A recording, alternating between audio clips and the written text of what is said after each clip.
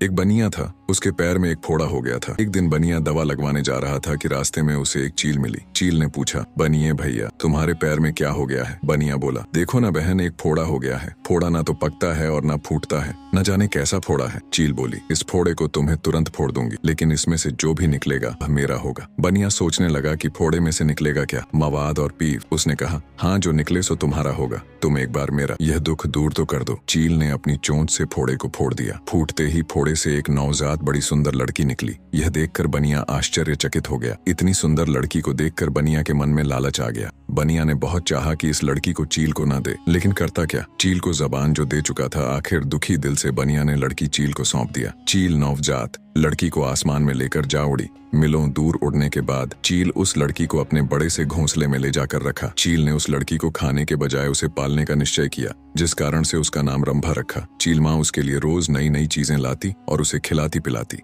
अब रंभा धीरे धीरे बड़ी होने लगी। एक दिन रंभा ने कहा, माँ मैं चंदन हार पहनना चाहती हूँ। चील माँ बोली, बेटी मैं तुम्हारे लिए चंदन हार ले आऊंगी, लेकिन हो सकता है कि लाने में 1-2 दिन की देरी हो जाए, तो तुम परेशान मत होना। रंभा ने कहा, ठीक है माँ। चील चंदन हार लाने के लिए उड़ गई। 1 दिन बीत, 2 दिन बीते, 3 बीत गए, पर चंदन हार कहीं मिला ही नहीं। चील वापस तो तभी आती जब उसे चंदन हार मिल जाता। रंभा अपने घोंसले में बैठी बैठी अपनी चील माँ का इंतजार करती रही। तभी शिकार के लिए एक राजकुमार वहां आया। रंभा के घोंसले के पास पहुंचा।